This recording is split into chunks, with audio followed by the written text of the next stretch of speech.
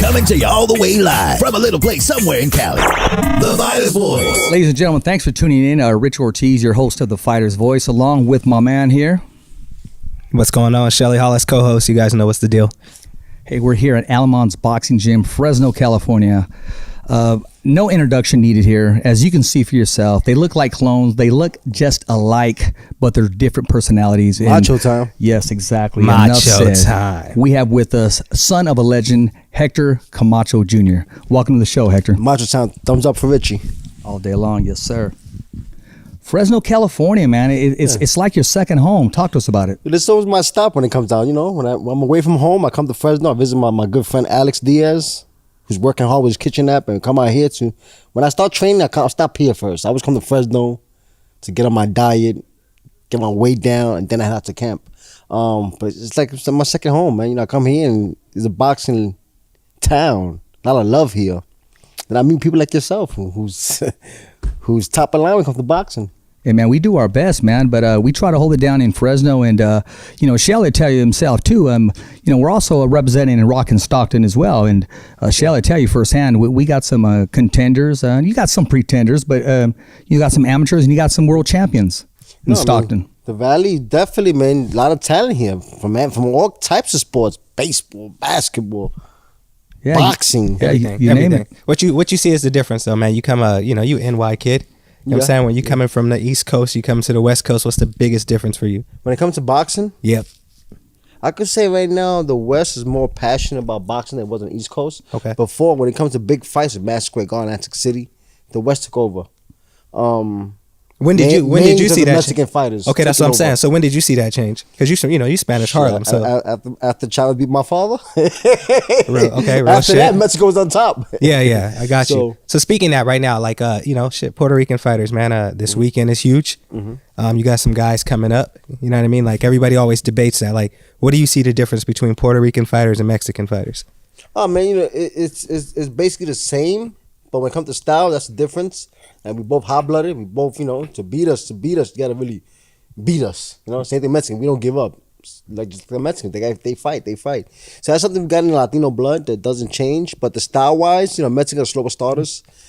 Puerto Ricans are more boxers, typical hands up, side-to-side movement. But the recent wave of new Mexican fighters, Canelo, it's a bunch of them. Don't start from Canelo. Their fighting style has changed. They have bet themselves off. They more of a boxing style than what before. More of a slugger. Now they thinking more. They coming prepared. You see even their bodies looking different. True. Back in the day, you see Mexican fighters. You didn't see that much muscle. You seen a lot of heart, a lot of condition. But now you see fighters in shape and right. Yeah, there's a difference now. They step up their game. You know what I want to add on that, Hector, also, since we're talking about the Canelo. Your basic Mexicano fighters, they use the ropes in the corner. The new breed of Mexicanos, they use the entire ring now. Is that safe to say from your experience in realizing as you see the transition in the fighters from yesterday to today? Yeah, big time, man. They smartening up, In Puerto Rico, I think it's something about the old school trainings are no more there. The younger guys now. Okay. Yeah. And now when the young fighters teach people like Mayweather style, the handwork, the pivot, their power work, everything is different. Right. Compared to what it was old school days. In Mexican, Mexico is still with their old school ways of doing things. They're just smart up little things. There's an Olympian fighter for not so long ago. He beat Jason Velez. What's his name? Where from here? A Mexican kid. Yeah, Olympian. Oh, Richard Torres, heavyweight? No, another one. It was a 126 pounder. He beat Jason Velez not so long ago. The Olympian kid. I think he's working with Canelo's people too. Oh, you're talking about Ortega? No.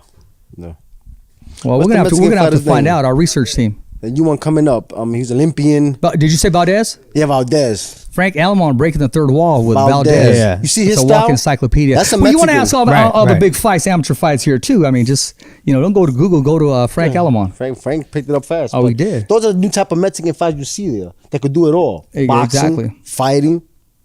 Exactly. Man, but no, you're absolutely right. So, Frank. like environment, man. You go to gyms, East Coast, West Coast. Like, what's the environment in the gym? If you out in Philly, if you out in NY, what's the environment like? It's always love. It's always good. Unfortunately for me, I'm a Camacho. they want to take my head off. Every gym I go, they want, let me spar. So that name is heavy? The name is heavy, man. There's a lot of love in the East Coast and West Coast as well, but I'm always a target when it comes down to that. Yeah. And I embrace it, it only make me better. But the difference is, like I said, is passion, man. In the West Coast, like, they want to get up there, man. East Coast, like, boxing has slowed down, man. Slowed down big time. I'm going to throw a name out there, and Teofimo Lopez. What's your whole take on that? Man. And how do you think he's going to adapt now that he wants to move up to the bigger boys? And we look at it as only a 5-pound difference, but in boxing, when you got 0% body fat, 5 pounds is 5 pounds. See, those kind of fighters like Teofimo, he remind me of what you call like a Pat Mahomes. Right? Yeah. Pat just signed a big contract. Yeah. Right. You see that boy busting his chops every game, taking risk. Yeah. I see the same kind of passion enthusiasm with Teofimo. Okay. I mean, he's on top. He just be low-mo. He's not going to let go. He's going to keep working hard. Right. Those are the kind of fight that stay on top. I think he'll be there for a while. Not only because his boxing skills. The kid's a pretty smart fighter. He's a pretty smart kid, He's passionate. He knows what it takes to market himself. He know how to get the fans to love him. I mean, he's in his zone right now. And then, for you, if you say anything about somebody knowing how to market himself, you had a first-hand experience watching your pops. I don't think it get no better. You know what I mean? It's so important. You got to put butts in the seats. Do you, seeing that, I was talking to Richard about that before we got up here, man, was in the car, was like, I can see where Mayweather, certain people got that flamboyance from. You know what I'm saying? When I see your dad come out in the ring in his older fights, and then you see dude, like, that ring walk shit, that was his thing. Yeah, Pops basically mastered that. He changed the boxing game with that. People more or less going to his fight to see how Macho Man coming out with next fight, how he's dressed. It wasn't no more, let me see him fight, he's going to win. They want to see how he's dressed. What's he wearing? What he's wearing. That's what it was. It was a show. It was an event. See, for people that don't know him, how much was show and how much was hard work? Was that that was him. That was him. He worked hard enough because he had a show coming up. Right. So he worked hard just to perform in the shows. So he was scared to lose. He didn't want to look back. I mean, you come in the ring as an Indian, you don't want to get your butt beat. You want to make sure you're on point. Okay. So he trained extra hard for that. Okay. Because he wanted to prove himself. Right. Yeah, I'm coming in flash, but I'm going to back it up. Right, because you see now, like, you can even say throw in like the McGregors and shit like that. Everybody has that. They want to be that flashy, but sometimes they do that and then they don't come. Or, for instance, the biggest one we just seen recently was Wilder, right?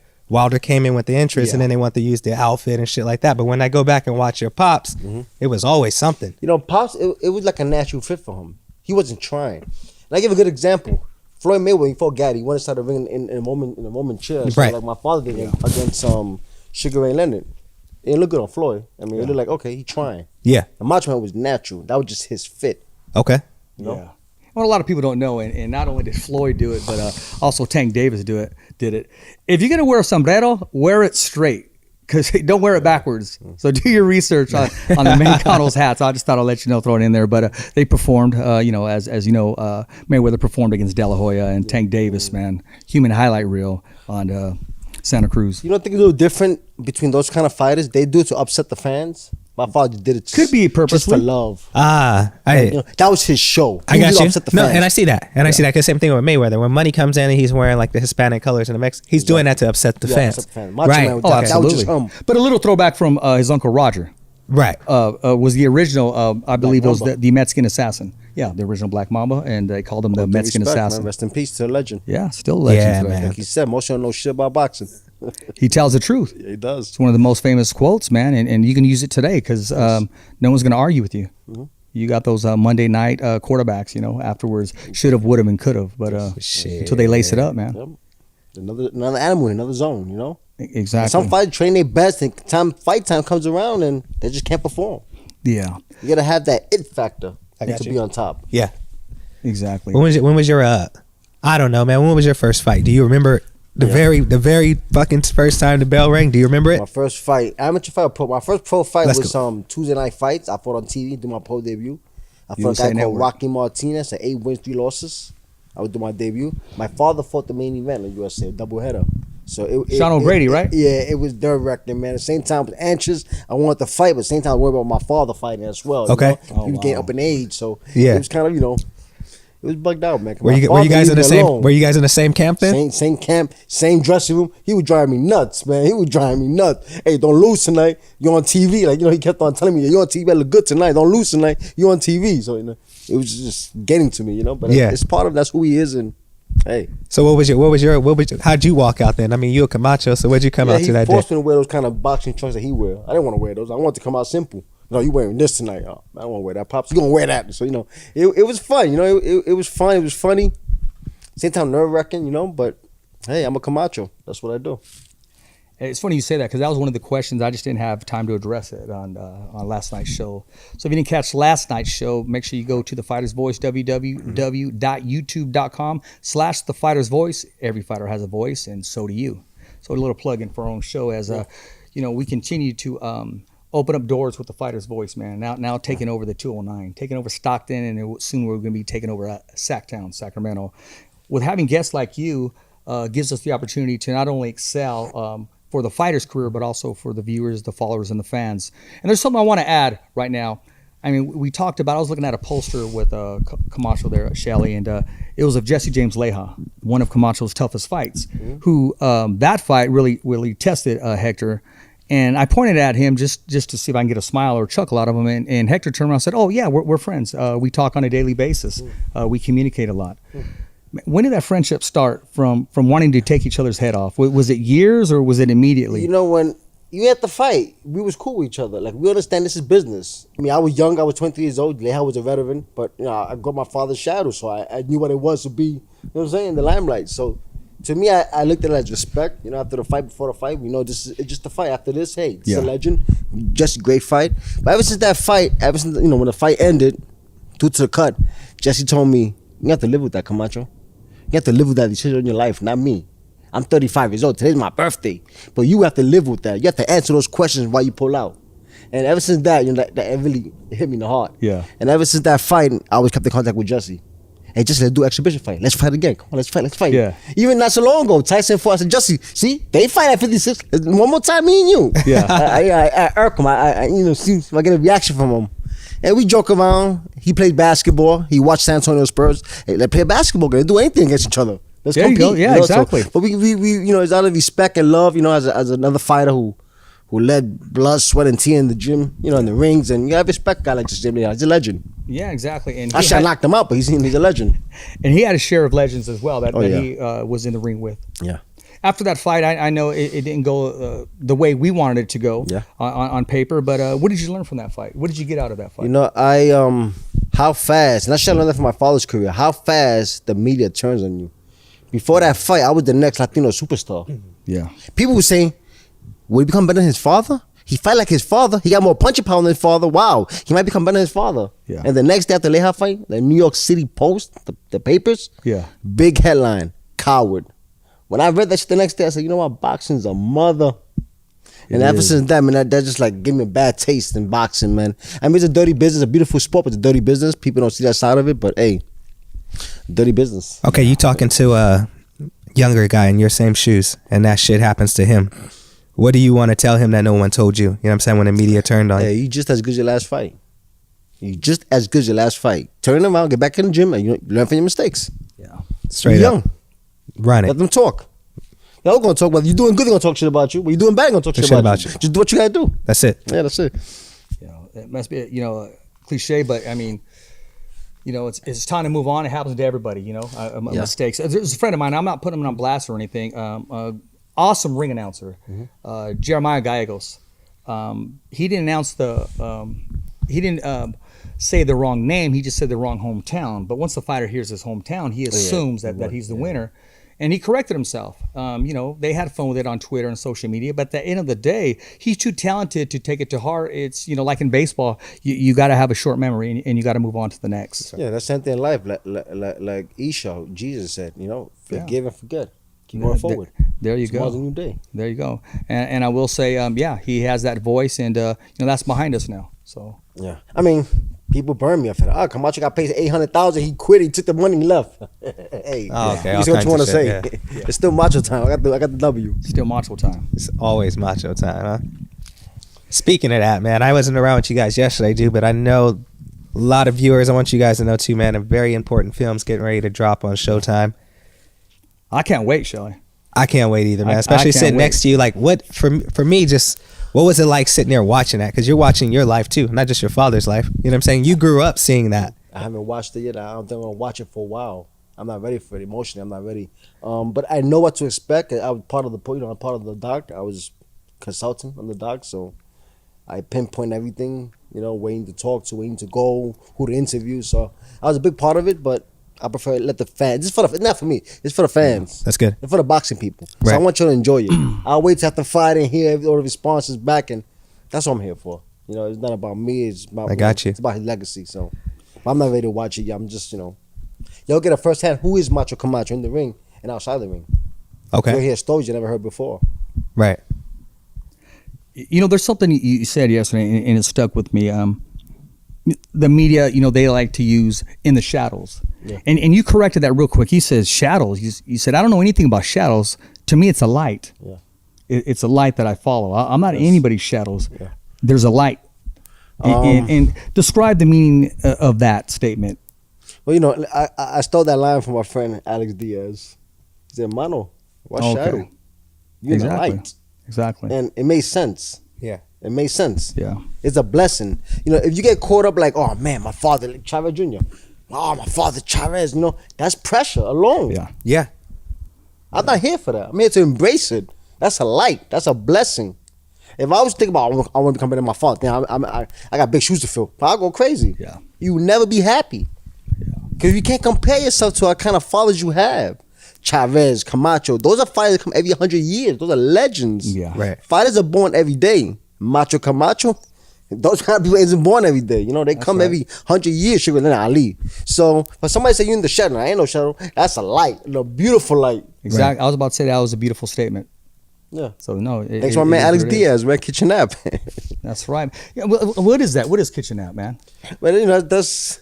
He can explain it better. Alex can explain it better. Okay, I just gave you an alley-oop right now, man. I just gave you an alley-oop. That's the new wave now. It is a new wave. It is. I mean, nowadays the COVID, just the way to go.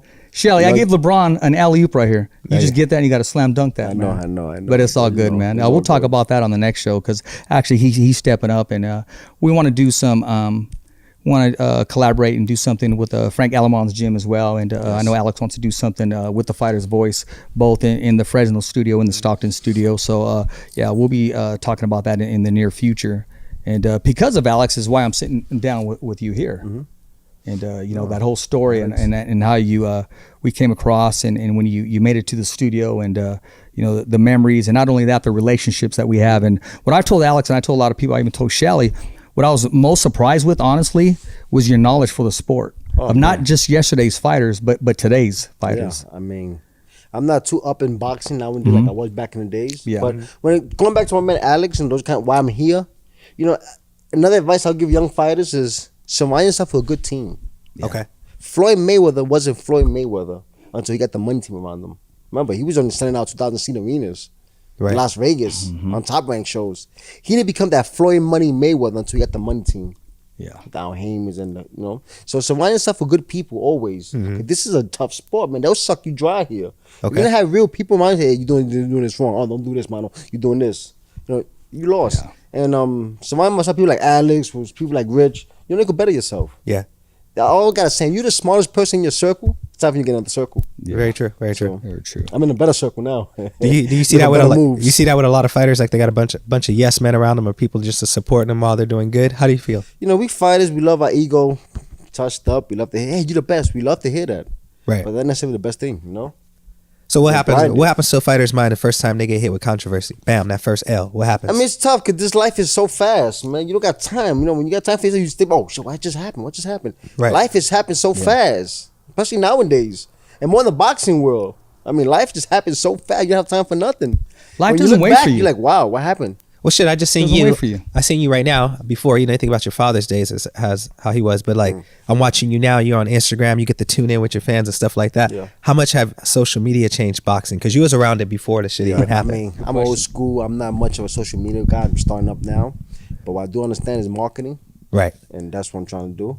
I got a lot of things going on, and this documentary is a blessing because this will open other doors for me. Yeah. That's why I'm still in shape. I'm in the gym. That's why I'm here in Fresno. I'm under the food app, eating my vegan meals and keep myself straight because after this documentary, doors will open. So I expect a good phone call after this, Who Who knows? Maybe Golden Boy? Absolutely. Right.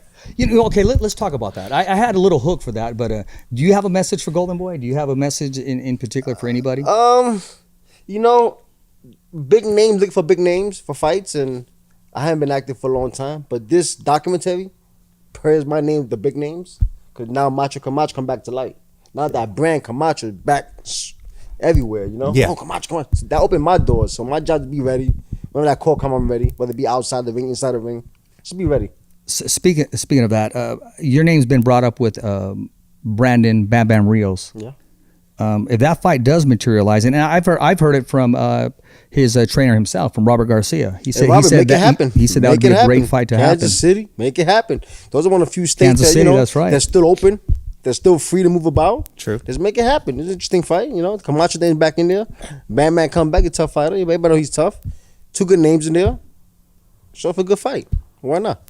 Yeah. Still Macho time, man. Whoever else you got there, anybody. It's still Macho time. Hey, that'd be perfect right there, son. Your father fought De La Hoya. Yeah. Boxing about storyline nowadays. Exactly. That's what sells, storyline, names. Well, how did you feel about that event? Did you watch that last one with the Thriller? I think I seen the hat over there. Did you guys watch that this weekend? Oh, the Tyson event? Oh, yeah, it was beautiful. It was beautiful. Me as a fighter, I was basically looking at the fight, now who's going to win? Right. Just watching the styles, watching where the legends are at. Are they still be able to who will fight whose fight, so it was interesting in my point of view watching a fight, wow, 50-something years old, Tyson still looking good, wow, Roy Jones, he still got speed, it was interesting. I was looking for a winner. I think it was good for two guys in the late 50s to go out there and do what they do. They opened doors for other fighters. I mean, the truth is 90% of fighters, when they retire, they broke. Boxing is a horrible sport, so you gotta do something. You gotta keep relevant. You gotta stay relevant. What is it? What is it with that? Is it the lifestyle outside the ring? What is it? Is it the people around you that are getting paid? You hear it a lot. Most of us come from nothing. We come from the bottom, where it's hard already, and no schools, and we raw. This a poor man's sport, basically. And when you surround yourself with money people, smart people, business people, they're gonna eat us alive. You know how to read a contract. So I'll tell you, young boys, man, go to school, study, man, know your math, man. Read your contract. Yeah, read contracts, man. Take business courses, money courses, financial courses. Get yourself a part to what's going on in the boxing world. But it's tough. We don't have no retirement fund, no 401k plan, no health plan. So most fighters, after you spend 30 years of boxing, we end up broke. What we gotta do? Get a job? I mean, that's rough for us, Yeah. With so much money boxers making, I don't see why not we can't have a retirement fund or life insurance or something. So I'm coming back to boxing, not only for myself, but to help boxing. Okay. These are things that if I become a promoter, I want to bring back to the game. Do you see? Okay, speaking, you're already reaching for the future. Do you see yourself guiding and helping a lot of young fighters? I do it now. I get a phone call from fighters, and I talk to them. I coach them. Mike, what you think? I talk to them. Actually, I was born in boxing. I was really a student of the game. My father used to always call me, asking me, what you think about this? He's talking about boxing. I mean, I love boxing. I used to watch my father and just study the way he is, his movements, everything, and I know boxing to the T, I know what boxers need. That's sort of why Canelo is where he's at. Sort of why De La Hoya got his promotion coming on top, because De La Hoya was a former fighter, so he know what it takes he know what the fighters need. Right. He don't promote the brand, he promote the fighters. There's promoters that promote their branded promotion, they don't promote the fighters, so the big difference there. And in doing so, it's the harsh part of business. Harsh reality. And, sometimes you got to ask yourself, man, do these guys even have a heart? Yeah. But business. They try not to get attached to their fighters. But business. being a human being, man, I believe that's one part of a human nature that you shouldn't shut down. Dirty business. My father passed away. You think I got any phone call from Don King? Hey, you know what? Don King made a lot of money with my father. I love Don. Yes, he did. You think any guys call me? Hey, Camacho, now first off, your father made me millions. Here's 30,000 for the family. Nobody has called me when the time come. So they exploit their users. Once they can't use you no more, they throw you to the side. Next, that's the raw reality of boxing. You know what? I know it's tough, and I wanted to ask that because since you brought that up, who did reach out, or who forgot to reach out, and as if to say, hey, better late than never. I've never told you, and I'm going to take this time to say, Camacho, my condolences. Thank you. Look, I really mean it because I studied your fighter, and I've watched your fighter, and on yesterday's show, I haven't exposed a 300-pound Richard Ortiz to give that some flavor, because I said, you know what, I'm not going to use those pictures, but I said it's not about me, it's about this story that needs to be told. You know what, Rich, when I first came to Fresno, we sat down, that's the first thing you told me. Your father, man, I drove from where I live, California, all the way to Vegas to see you. I was a young kid, I don't know how I got there. For 4 and that hours. made your life. That changed you. It did. Yeah. So that means It a lot did. too. That's you telling me, I apologize for your father's death. My condolence. That's the same thing. It's the same love. Yeah. Who called me? A lot of promoters called me, but did they react? Mike AQ is one of who said here. I mean, it's it's what it is. Yeah, I can understand that too. Can't blame nobody. That's what it Yeah. is. Well, I've But been those who I've been counted where me you're at. out, they just don't know how to count. It's still macho time. It's still Yeah. macho time. I like that, man. So moving forward, you like you say, staying in shape, you being ready. Like, when do you want to get back in the ring? I get in shape. I had a history. My second half of my career, not making weight. I didn't have that desire, that hunger no more. I didn't have a reason. So my first goal in boxing was become known for myself. Right. Hector Camacho Jr. I just the son of Camacho. Hey, that's from small. I walk in the streets of New York. I just get stopped. Oh, you Camacho's son? It's Camacho's son. Take a picture. No? Yeah. I got tired of that Camacho son. I'm me. I'm Hector Luis Camacho Livo. I'm me. So I wanted to establish that when I came to boxing. You know what? These are big shoes to fill. I'm not even trying to go there. I'm gonna be the best I could be. Right. And that's what I've done. And when I fought on HBO, my father was my undercard. That was my world championship fight. That was my I made it. I remember that. That's dope, dude. Yeah, that was my I made it. And I didn't have to do no more after boxing. I got paid well and because of the name, and I also performed as well. So When that happened, I was thinking, okay, he's doing that so he can go in the corner and train. Be in the corner for this fight. That's why I thought it was done. Okay. But I remember that. Yeah, I can see that. I can see that, Shelly, that being his Super Bowl, so to speak. that's the Macho Man. He fighting my undercard. HBO didn't want to buy him. They said, no, we buy you main event. Yeah. That's wow. So what was your what was your father's response when that happened? I called him half. Hey, Pop, listen, HBO said they want to buy me. No shit. I'm the Macho Man now. What you talking about? Well, listen, I got a fight for us, HBO. Right. They put me main event. You can fight undercard and my uncle. That was the first time that father, son, and uncle formed the same show. Felix. Has anybody else done that? I don't know. No, because think so. No, hell no. because No, there's well, nobody else some- senior, junior, no. Only thing similar is you Chavez? had the exhibition of Chavez. The Chavez, yeah. yeah. Sons and Yeah. Right, that's different though. He But said but HBO. nothing But it's not the same professional or flavor, I documented. mean- And I don't know, Frank, has that ever happened before? Okay. Has any besides Hector Camacho's son and father and uncle fighting on the same card? Any relatives fighting all on the same card? Yeah. That's rare. That's rare, man. Yeah. Special. Yes. It's all rare. And this was on HBO's production. It wasn't. It KO wasn't. Nation. Okay. Yeah. So you got the Camachos Yeah. all together. You're gonna expect something. That day, my father, and my uncle had a fight in the cafeteria. My uncle got locked up for throwing dishes in the cafeteria, throwing plates. They locked him up. He got out that same day. For the fight. Performed better than anybody. Because he's already pissed off. It's just the Camacho, just who we are. Yeah. So we got all that kind of rumbling going on before the fight, and the day after the fight, the same thing happened in the hotel. They had a big fight. That's Well, those who are we brothers are. going So at it, you're gonna right? expect something when you hear the Camacho. You're gonna expect some kind of show or something, whether it be negative, positive. That's too You're gonna many. expect something. Too many in one room. Huh? Controversy, and that's what people love. That's why they come out and see us. I'm Man. a little different. I'm the more The calm- level-headed. Yeah. Dude, what was it like for you guys in Puerto Rico, man? Stepping out, you guys leaving NY. Oh, it was love, man. It was love. Puerto Rico, it's my island, man. I love Puerto Rico. They love my father. They love us. I mean, we wouldn't be who we are if it wasn't for our island, Yeah. for our people. I mean, Camacho would be who he was. I mean, he's always be who he is, but he would be who he is if it wasn't for us, the fans, the people. Right. So I'm gonna name some other names in Puerto Rico. Of course, you got Wilfredo Gomez and Felix Trinidad, Miguel Cotto. Yeah.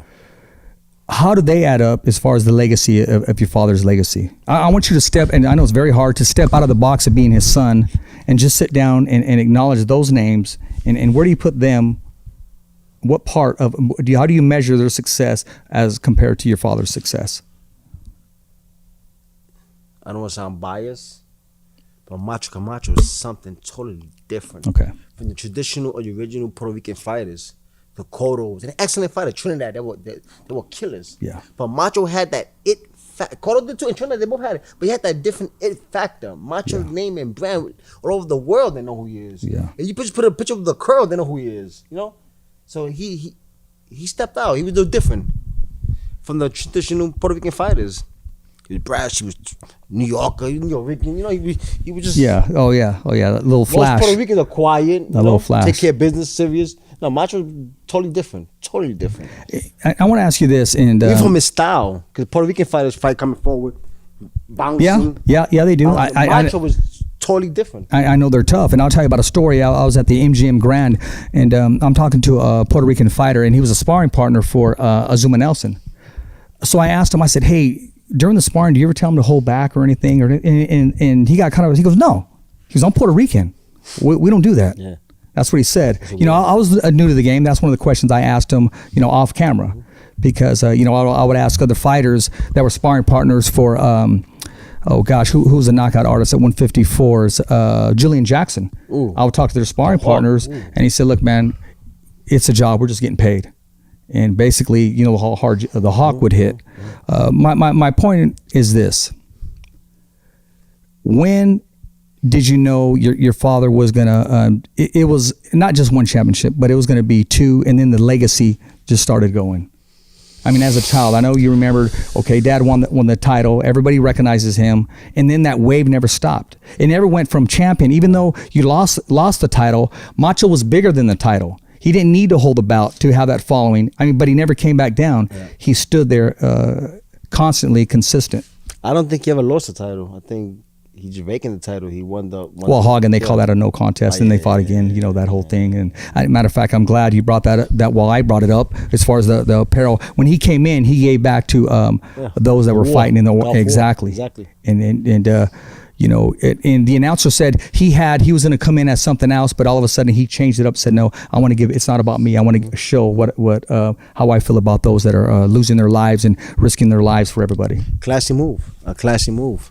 We're talking about, Shelly, a Puerto Rican honoring the USA. Right. Mm-hmm. I mean, it takes a lot of balls and guts and just, you know, a walking hero to do that, man. Yeah. Not only that, I say my father is the American dream. I mean, he born in Puerto Rico.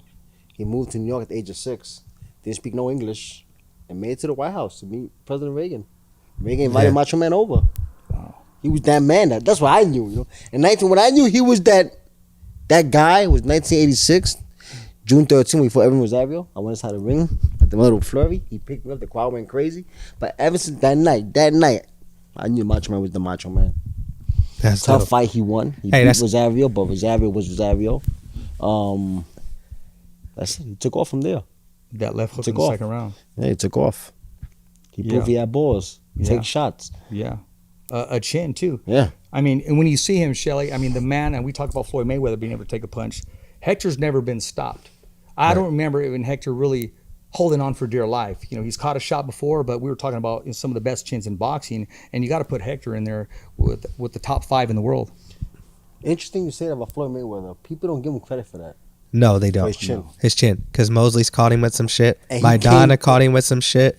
Mosley hit him, and he went forward. He didn't go backwards. He went forward the whole fight. Yeah. And people don't mention about Floyd, about how great of a fighter he is. They talk about now that, you know, he dodges and he picks his opponent, but the earlier Floyd was a beast. Well, you know, he put himself in a position to do that. He's earned that to pick and choose, and he's going to fight again in China. So he's earned it. You can't like that. You earned it. Exactly. I got one for you, Shelly, because I know you got a list of questions, but I got to drop this one on him. How does Hector Macho Camacho do today with social media, with everybody on a cell phone, with everybody video? What brands does he hit? What does he do today? What doesn't he do? He'd be everywhere. He was ahead of his time. I can see him dropping a rap album, Shelly. Oh, I can see him doing everything. At the time, he did music with the Fat Boys. He was doing music. Yeah. I was watching YouTube videos of him out in New York and shit like that. He just had it. You know what I'm saying? I mean, he was the rap before the rappers. He just had the ice chains. Yeah, no, that's what I'm saying. He had the tracksuit and everything. Track cars, Lamborghinis. He was that dude that the rappers now talk about. The chain, the ice. He's that dude you want in your video. Wow, man. Just, you know, it bugs out when you see him now, and I lived this career, and like, wow, he was ahead of his time. He was ahead of his time. They were nice that, you know, 2 in the morning, I wake up, couldn't sleep. I check in his room. He's up in 2 in the morning doing karate. He was bad, but he's a black belt. You look at him, Macho Man's a black belt. Yeah, no shit. So that's why, you know, you see his form, his position, everything was on point. We were just I was talking about his feet. I was like, dude, because everybody talks about his speed. Black belt. And I was like, yeah, your dad was fast, but I was like, the way he got in and out of shit so quick because of his feet. His feet move was crazy. Yeah. Mixed it with those hands. Yeah. Neutralize him. Yeah, like he did against Vinny Paziano. When that fight came up, I was thinking, okay, it's going to be a good fight. Vinny has fast hands. Yeah. He didn't look fast at all that night. Hector, I mean, he was just on point that night. And I remember Vinny, I said on last night's show, Vinny, when he went to his corner, he said, Hector has fast hands tonight.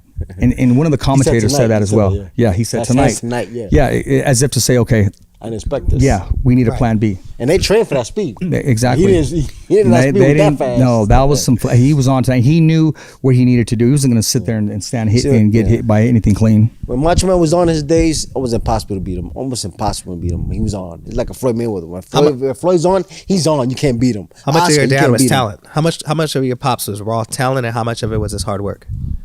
Well, he matched them both. He matched his hard work with his talent, and that's why you got one of the greatest fighters ever. Okay. He worked hard. He partied hard, but he worked hard. Yeah. He worked hard. Oh, he had good balance. I mean, he worked hard. I mean, it was hard work. He used to love being in the gym 2-3 hours. He wanted to spar every day. Like, he loved boxing.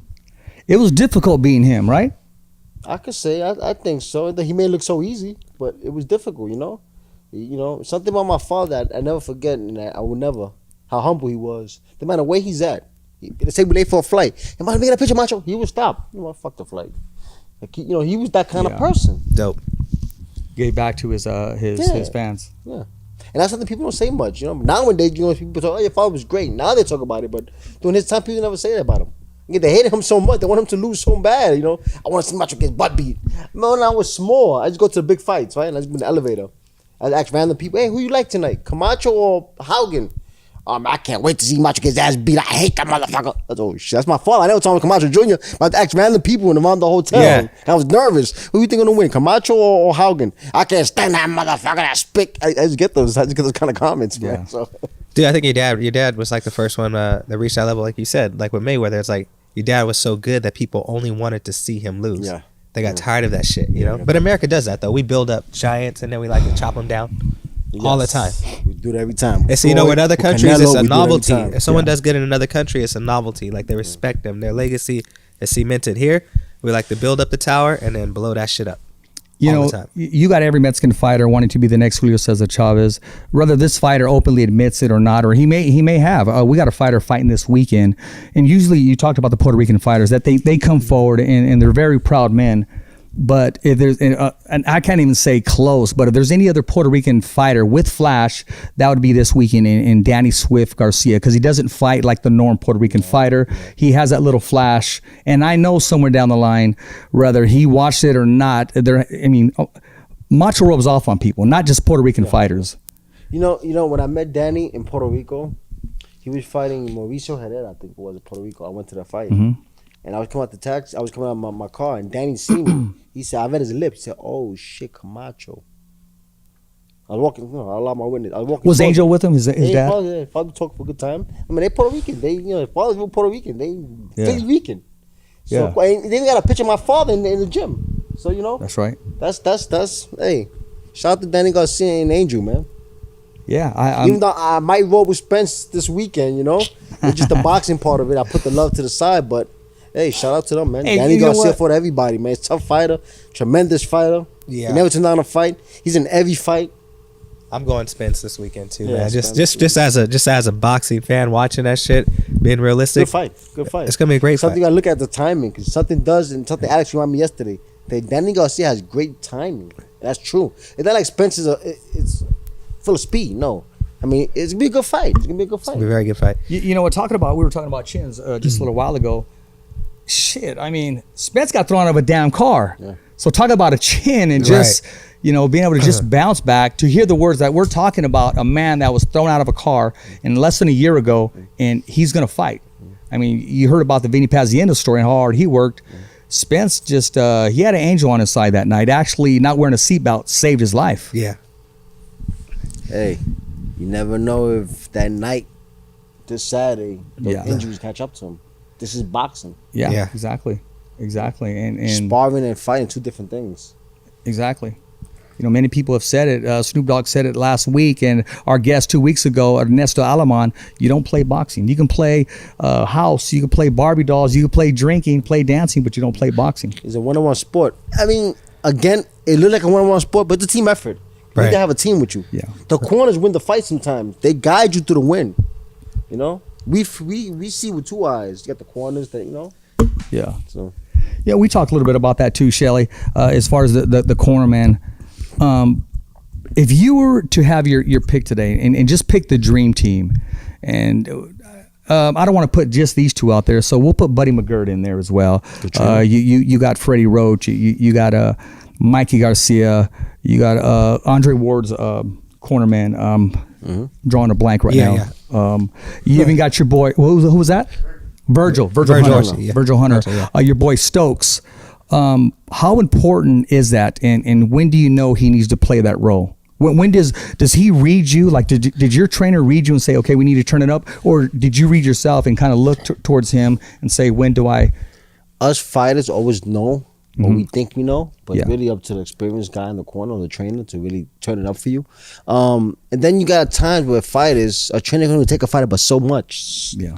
so far, if they got to switch teams. You see that a lot. Yeah, And it's okay. rare guy like Canelo that stick with his team to the end. It's rare you get those kind of people. Like Andre Ward with Virgil Hunter. Yeah. They've been around for forever. Since his It's amateurs. rare. So it comes to a time in boxer's life, if you get to a certain level, it's time for you to change teams to better yourself off. You see the Top Rank does that a lot. And people complain about, the Top Rank break your old team down and bring new trainers involved. But that's just the crecimiento, the growth of a fighter. It comes time for you to move and change. Hey, you're now there. You get that bad rap. You get that bad rap, right? Top yeah, Rank. Hey, they yeah. take your team out. They take it to the next level. They're investors, so they want to make sure that comes to pass. If I mean, look at Eminem. If he didn't have Dre busting them beats, I mean, it'd be difficult for him to cross over. I mean, the talent was there, but we'll put him over the top, shall we? Yeah. Sure. Yeah. So I mean, just like in your field, a videographer. I mean, you've been able to excel yourself, and you've watched all these directors, and the directors of the Creeds, the directors even of the Scarfaces, and the big top movies, the Spielbergs, and what have you. And like you said earlier, man, about building that team. And I always say this a lot whenever they probably get sick of me saying it, but whenever I talk to anybody in the Garcia's camp, iron sharpens iron. It's who you surround yourself with. Yeah. That's a good one. Iron sharpens iron. Yeah. Iron sharpens iron, brother. That's true. That's why I'm sitting next to you. That's why I My rock the man. mic next to Hey, Shelly you and need a Cole. bodyguard, call me. You need a bodyguard for anybody, Yeah. call me, all right? Yeah, right. Hey, you about to have me glued in my seat tomorrow. I'm about to be learning a lot Oh, about it. I I probably. can't Hey, wait so for am I tomorrow, man. am I going to Cannot see a little wait. you running around in that film? Yeah, I believe I have a major piece in there. You've seen me a lot in the doc. I haven't seen it, but I heard what your I've been voice. Told, I've been in a bunch. My voice is in there a bunch of times. So you know? we got these camera phones and stuff like this. Your dad being so flashy when he was younger, man. Did you guys have like video cameras around the house and stuff like that? He did. He lived. Okay, he lived yeah. with So I cameras. wonder, it's got to be some You know, some classic But footage my and trailer shit. bit, yeah, my family has that. He was before his time. Before the iPhone, the iWatch came out. Yeah. He's a make believe he talking to a phone. He's a play around. Oh, he was on some James Oh, Before Bond I shit. came out. Yeah. he was was James like- Bond. Captain Kirk stuff. I'm huh? talking the '80s. He was the type of person, ahead of his time. Well, Wow. he looked outside the box. He had been doing these times. Oh, Yeah. man, I've been going crazy. The cameras, social media. Oh, I loved it. He loved it. So tell us, I mean, people must come to you like crazy, man. I mean, I was talking to Shelly along the way that somebody came up to you and they want to call them macho tacos. What's the craziest proposal that you had? And you're probably thinking, okay, minus the money, this thing, I'm not going to endorse this, or hey, that's a good idea. I mean, because people, yesterday we talked and you got a call from somebody on the other side of the world. I mean, What are it's some all of the proposals it's all that are about coming your way? branding. I mean, I don't give everything. Let the cat out the hat. But I'm working outside the ring on branding. Definitely the Macho brand. Looking to touch the food tech industry. What I want to say is, what's crazy one has come your way where I'm saying, no, I'm cool The with latest that. one was Macho condoms. Hey, we do Macho condoms. Macho I mean, condoms? okay, I can see that in a Okay. way. Yeah, be macho, protect yourself. So I before can see that. it happens, you yell macho time. bob and weave, boy, I can see that. So before it happens, you yell macho time. I don't know, but I don't know. I thought about saying, those kind of things I kind of stick away from, like Yeah. alcohol and those kind of deals. I don't really touch. I have beautiful daughters. I don't want them. Yes. Might not my legacy is important for me, but my father left behind, I look at as a blessing. So when Right. I go, I want to leave behind for my daughters. Yeah. That same light, that same legacy. Yeah. So I'm careful what I touch. and I just dabble. had to ask that because after tomorrow, Shelly, people who never got the chance to see Hector Macho Camacho live, or like a lot of people, they'll say LeBron James because they've never seen Michael Jordan ever play. Right. And one thing I will say, and we'll touch about that, and Jordan, on how the impact he's made on your life, Shelly. I'm gonna let you tell that story. Yeah. But he didn't have a all-star team around him, with the exception of the Olympics, but he represented our country. My point is, after tomorrow, that footage, people are going to say, man, who was this guy? I didn't know. So-and-so copied him, or, oh, no wonder. A lot of questions are going to be answered. Oh, no wonder it was this way or that way. So the window that me and Alex talked about earlier, there's going to be a couple windows opening for you. When do you sit down and say, hey, these are the choices that I'm going to make? Because when that window of opportunity is there for you, you got to cash in on that. When I say cash in, I don't mean money cash in. And I'm going to go deep on you right here. I'm going to drop this right here because I'm not going to hold my tongue on this. Even today, with your dad in heaven, he still left something for you. And tomorrow when that movie drops, everything that comes with it is what he left you, as if to say, look, son, you thought there wasn't nothing in the account? Boom. This is it. All in God's timing. You know what I mean? So it's gonna drop. It's gonna be there, man. And just have to let you know, because I felt that in my heart earlier when we were talking today, and also, and I don't mean to steal the show, Shelly, jump in, but I mean he just got me going about Hector, about his father. When he was in the ring dancing, we were playing some salsa music. Yeah. I remember a story where we're in Las Vegas, Caesar's Palace, and they took the left hand wraps off. They turn them like this. Yeah. Well, the music is dropping. And we know when we listen to music, okay, that my favorite part's going to come on. So they're doing the right hand, right? They didn't do it quick enough, and he kind of tells them something. That music drops. He just starts hitting it with the rest of the hand wrap still on. He didn't care, because that's the favorite part. Get the hand wraps off. Right. You know what I mean? But you didn't get them off, so I'm still getting down. He has half a hand wrap still on his right hand. His music would just drop. I seen it. Yeah. Hey man, I'm excited, man. Like I said, I told him earlier when he was training, I was like, dude, I'm chilling with the lady, watching it. That's it. Yeah. Oh man, I just I can't wait. And we talked about a sneak preview, but I thought about that. The selfish me thought about that, but I don't even want to rob from everybody else. I want to sit there, and when I'm watching it, everybody else is watching it at the same time. When I'm feeling the goosebumps, they're feeling the goosebumps at the same time too. Yeah. So I'm gonna sit back and watch it too. Love. Oh, it is love. It is love. And, we appreciate you and we love you. We love what you're doing, and your legacy is beginning, because this opportunity that the Lord has given you and your dad, sky's the limit. Every single dream that you thought of, every single desire of your heart that you ever wanted and wanted to happen, it's happening now, man. Just preparing myself. I'm a Muslim. I stay in prayers. I stay giving thanks. I saw that before your workout today. Of everything's going on now. The hard work he put in. The love. Yeah. Shell, I could just compare that too, because I mean, you're very close to your father. You're very close to, you still call your grandpa Papa, and that. I mean, so an impact on the love there, and you could only imagine, and that loss that you turn to love. And I can openly speak about it, and people saying, my dude, you just keep going and keep going. Those of you that know my story, I know the pain of a loss, and is why what we're doing today. So I can ask these questions out of respect.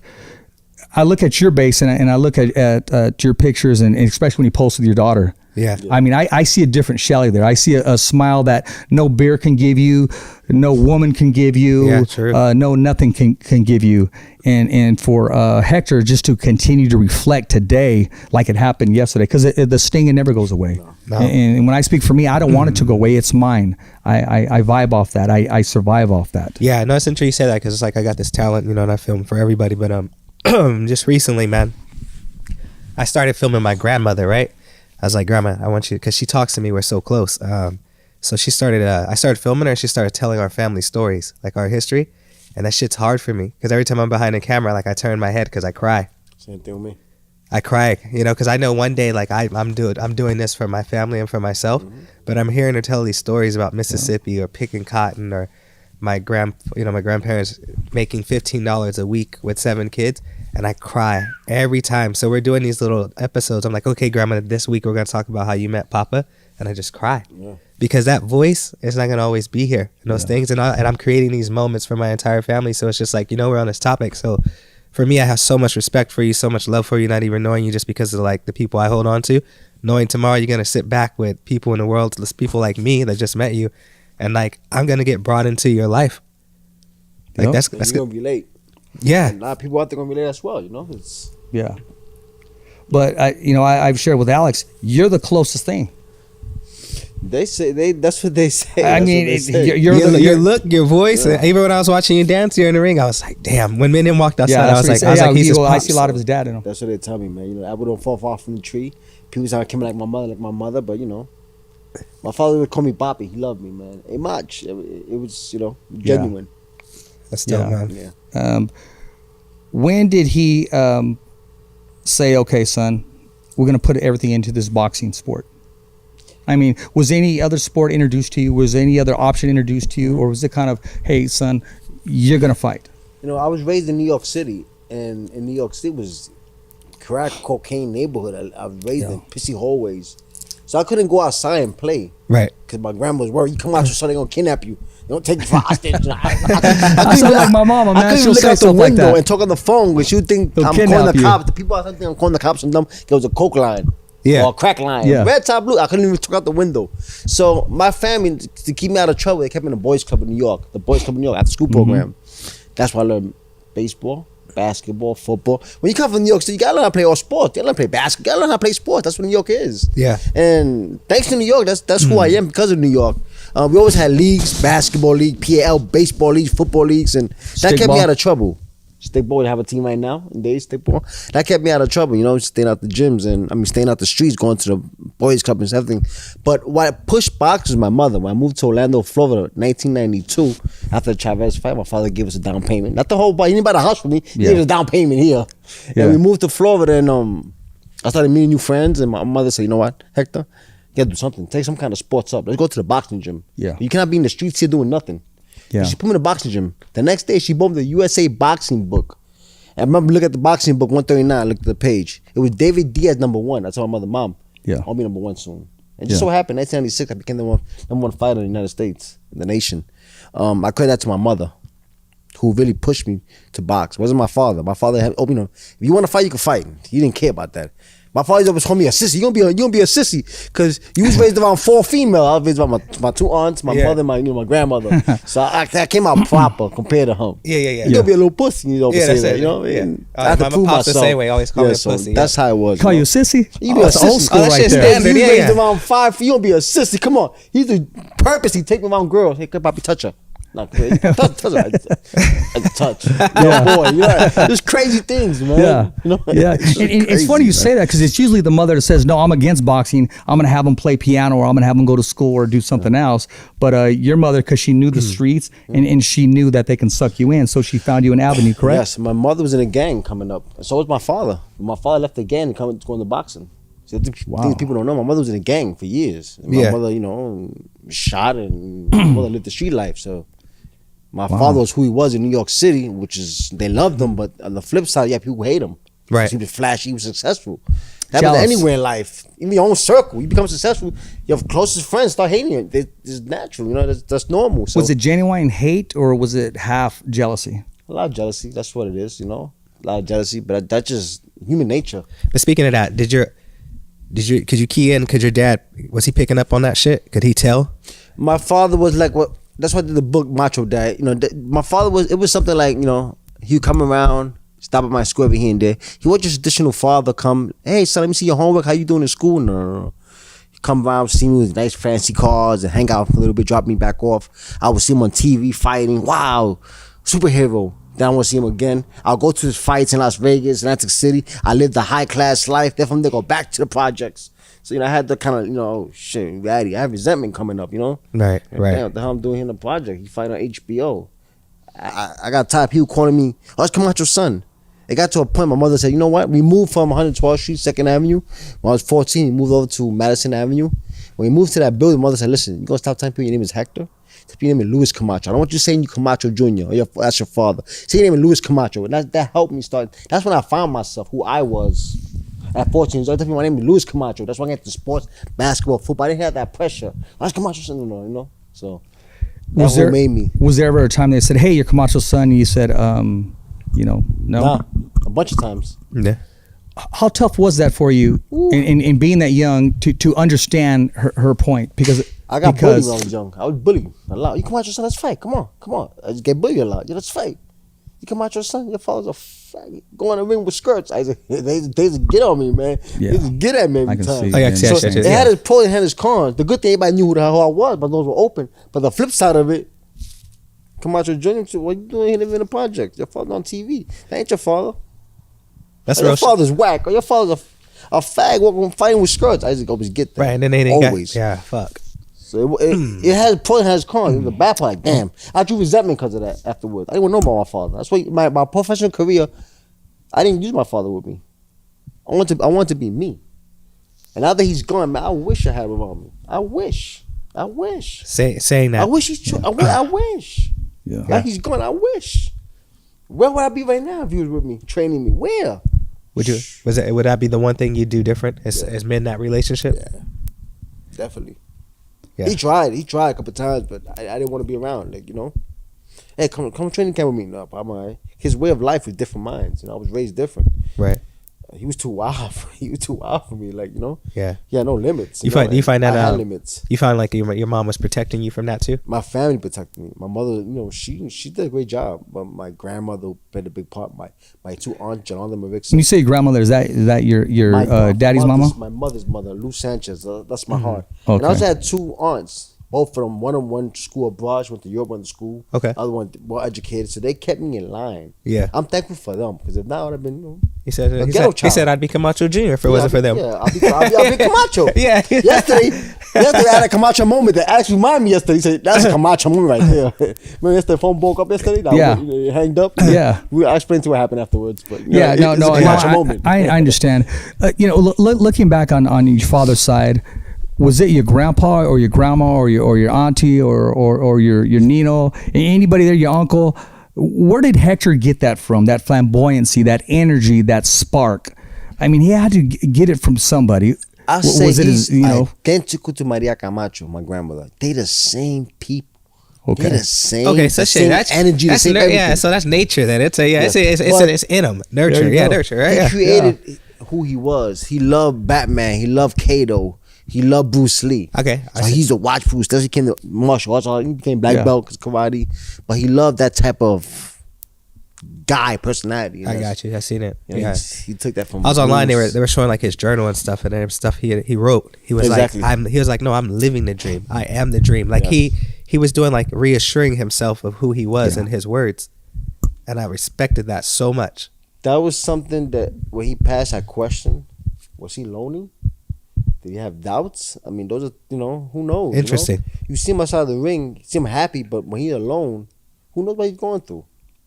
Maybe he took refuge in drugs to help him get away from everything. I mean, you know, Right. You know, those are questions that I still have that I need to be answered. You know, he's not here to answer those questions, but you know, looking at his life, like, you know, wow. I remember times he was alone and I want to be alone. He want to be left alone. You want to go out. He got to a point that he didn't want to go outside no more. Like, I'm staying home. He just talk himself in the room. He wouldn't come out. Well, I don't know. Was he empty inside? You know, once you gain everything in the world, you have everything you want in the world. What else more would you want? Did he have everything in the? Did he have everything in the world that he wanted? Mean, anywhere he go, they always throw the red carpet for him. Anywhere, red carpet, everywhere. Free room, free hotel. You know, when you become somebody, everything become free. Free food. Let me pay your food, macho. Everything becomes free to you. So that's just a perk of being, you know, who you are, or being famous. But he had everything that anybody wanted. The fame he had, charisma he had, the love he had. You know, good looking guy.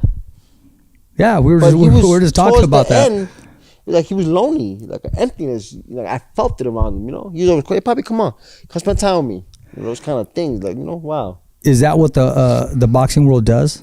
Miguel Cotto said a quote, and it's one of the famous quotes. He's there, and after his last fight, it was a loss, and his wife is telling him something, and he says, "This is all that I know, is boxing. This is all that I know." Could it be? I don't know. I don't even want to insinuate, but I'm thinking from afar. You know, because the boxing, because being announced, being who you are, it's no longer there inside of the ring. You know what? That's interesting. That could be also a part. You know, we used to be prima donnas taken care of. You the man. How good was it? Hold your bag. How good was it? Oh, I love it. I love that. I would not. Give me an example. I Give me an wouldn't change example. nothing, huh? Give me an example when you guys walked in a restaurant or a hotel or just a store man. or Everybody the comes mall. around us. Come on, Chomachito. I mean, it was love. Man, look at a picture. It was love, man. Come on, you want to eat? Come sit down here. Come on. You know, it was love, man. You want anything to eat? Try this. You know, it was love, man. You know, and I appreciate it, but at times I didn't like that feeling. Okay. It's fake. It's not genuine. Okay. It's smoke and screen. You know, it's cool now. But let's see what Camacho is finished. He's done. Got no more money. See, it would be the same love. Yeah. Not the same love. Yeah, there you go. So I knew. There you go. And Smoke and screen. It'll be gone soon. there you go. And that was my point earlier. Like I said, and those that loved him and forgot about him or didn't know him, after tomorrow, they're going to appreciate him even more, and it's going to be like brand new to them. They're going to say, "Oh, I remember that," or "I was there for that. I grew up doing this or watching Macho." Even some who close friends of his who turned their back on him. Oh, Camacho got problems. He got drug problems. I don't want to be with him. Those people count them out. Yeah. They're gonna feel it now when they see this. Well, how great he was as a person, how great he was as an athlete, what he meant to people, how he changed lives. Yeah. Cause we quick to point out the wrong of somebody, but do they really point out the good? Like, that's something that you know. So is it, tomorrow, just telling the fans, people that are gonna tune in, can we expect like an honest depiction of your father with the work that was done? Yeah, I mean you're gonna see what's honest in the director's mind. Okay, I mean, that's just the director's point of view. Everybody had their own vision of what it is. I mean, I know who Macho Man is. I know who he is for myself, but everybody had their own view of who Macho is, and I just hope everybody could have a good one, a good memory of him. I got you. Like who he was. I'm not biased. I mean, that's everybody got their own opinion who Macho Man is. Yeah, I believe I put the project in the right hands of Eric Draft to do this. And let's talk about that. Whose hands did you put it into, and how tough of a decision was it to find the right producer, director, and the person that you can trust? Because like I said, you've had people with different proposals coming at you left and right, even as we speak now. Yeah, and my father passed away. I was getting calls probably 2 months after he passed away by doing project with my father. I wasn't ready. Like, you know what? Yeah. I'm not yet, man. I'm still hurting. I'm still grieving. Not yet. And I turned a lot of opportunities, a lot of money. I turned down because I didn't want. It's not a money grab. It's a legacy. Yeah. It's not a one time you get the money. No. Wow. This will open other doors. Yeah. I want to make sure I do this right. Not for me, for him. Yeah. For my brothers. For my family. Yeah. Who hold Camacho in their chest. I want to make sure it's for them. It's for us. So I want to make this right. I didn't want to make because of the money. I mean, for money, when I've been in the movie, when I've been made the project, but no. It has to be done right. And I let Eric Draft, I passed to Eric Draft. Eric Draft was a guy that was into boxing. He was part of the New Contenders, was a promotion company who did the Duran fight, who did the Leonard fight, and he knew my father well. He was a boxing person. He worked hand in hand with Mike Akery, my father's promoter. So Eric knew my father. You know what? I trust Eric to put it in his hands. Eric did documentary of Noriega from Panama. He did some deep documentary that I've seen. I said, wow, he's done a good job. This the guy. So, good. I believe I put it in the right hands. That's good. How deep did he dig? I mean, what was the research like? I mean, let's talk about the film a little bit because we are endorsing and why Showtime? I mean, why not in movie theaters or why not HBO or why not pay-per-view, Netflix? And why Showtime and how deep did he dig? I mean, my man dig deep. Eric used to call me, hey, Macho, I'm going to Puerto Rico. Can you join me, please? I need to go inside a precinct. I ain't going to police department to talk to somebody. They want to talk to me. They need you there. Yeah. So I had to fly to Puerto Rico. I just came to the. He was digging, man. He was calling me up with investigation, things that you heard. I said, wow, I never heard that. He even visited the family of the person that died with my father. The guy who got shot with my father. Eric went that far and interviewed his family, the mother, the sons. Like, wow, you digging deep. Yeah, I'm digging deep. He wanted to solve this mystery.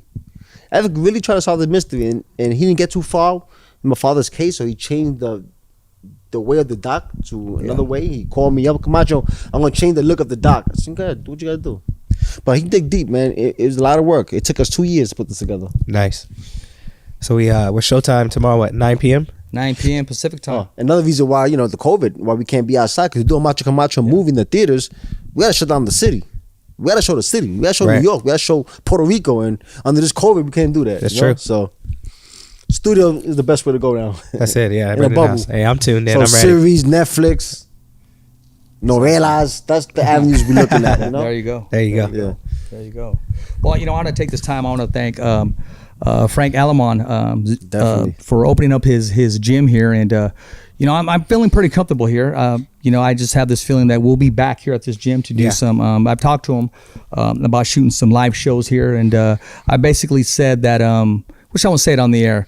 We're gonna take care of his gym as far as media, getting sound bites from some of the fighters, and we always say whenever I go to Garcia's or to Wildcard, I always say the who's walks into that gym. You never know who's going to walk in that gym, and I want to bring some recognition to some of the fighters and some of the hard work that is taking place in that gym. And there's no better way to do it by just getting off your ass and coming down here and interviewing some of the kids and seeing what drives them, the future Camachos, the future Chavezes, and the future Jose Ramirez's. So I want to thank Alamon and opening up his gym and allowing us to shoot this podcast here, and if you got anything else to drop, Hector. I want to give thanks to my sponsors. Mongoose Water, named after late great Archie Moore, the old mongoose. That's right. Kitchen app for keeping my diet and my everything in order. I want to let people know. I also got the Growing Up Camacho, the life story of Hector Camacho Jr. coming out soon. Got a docu-series coming out, 13 episodes, 2021. So we're working, we're staying busy, and be ready for the comeback. It's still macho time. It is. What you got for us, Shelly? Hey man, I'm good, dude. I'm my Friday night set up right now. All right, man. You know what? Hey, everything. We appreciate that. And as always, hey, it's a wrap here, Fresno, California. Thumbs up for Richie. This is ring announcer Lupe Contreras, voice of Top Rank Boxing and of La Jaula for Combate Americas. And you are listening to the Fighter's Voice. As always, thumbs up for Richie.